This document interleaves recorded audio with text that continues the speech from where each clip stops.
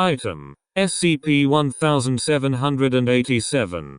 Code name: the Dog Whittler. Object Class: Euclid.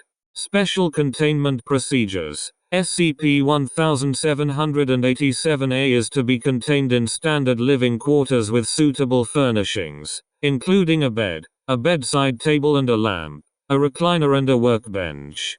Other entertainment materials such as books and musical equipment are to be given at the discretion of the on-duty researcher. SCP-1787-A is to be made to believe it resides in a retirement home in Italy. SCP-1787-A is only allowed access to its tools during its whittling sessions. Otherwise, the tools are to be kept in a locked drawer in Dr. Scooter's office. All deliveries of SCP-1787-B are to be taken to SCP-1787-A's living quarters after screening. One armed guard and one licensed veterinary physician are to be present while SCP-1787-A whittles. Dog food and a water dish are to be provided during these sessions. Any unfinished SCP-1787-B creations are to be transported to the on-site kennel and treated like non-anomalous canines, as far as physically possible until they are completed. All of SCP-1787-A's creations are to be given thorough physical examinations prior to euthanization. Post-mortem samples are to be collected, analyzed, and cryogenically stored for future research potential. Any remains are to be incinerated. SCP-1787-A is to be told that its creations are sent to caring homes. Description: SCP-1787-A is an Italian man, approximately 65-70 years old and 1.7 meters tall. SCP-1787-A's appearance is consistent with its age and ethnicity and generally unremarkable. Once per week, SCP-1787-A receives one package regardless of its location. Packages are only marked with SCP-1787-A's name, a breed of domesticated dog, Canis lupus familiaris, a gender, and a return address.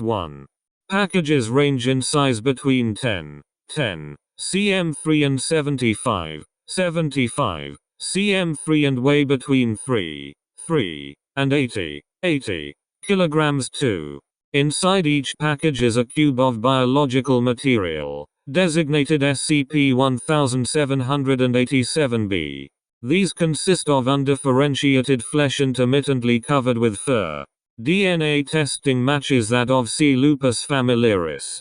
SCP-1787-A uses SCP-1787-B as sculpting medium similar to clay and will use a variety of bladed instruments, such as planes, files, knives and chisels to carve a dog in accordance with the desired specifications written on the package.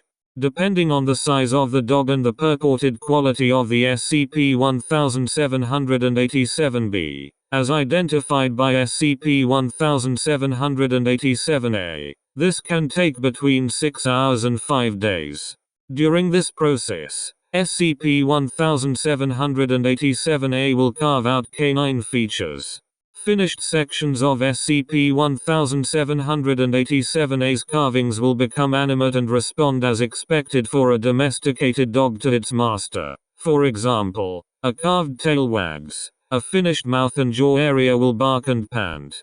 The animal shows no sign of pain whilst other parts of its body are being carved and sculpted, and have shown signs of boredom until it is finished.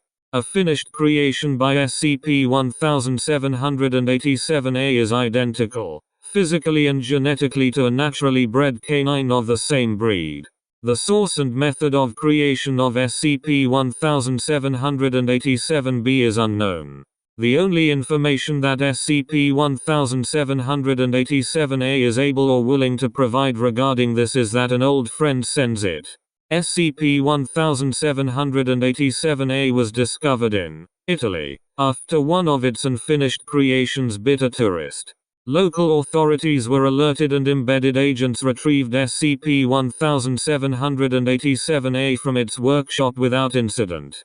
Class C amnestics were administered to the tourists, and a cover story that the individual was attacked by a stray dog was easily planted.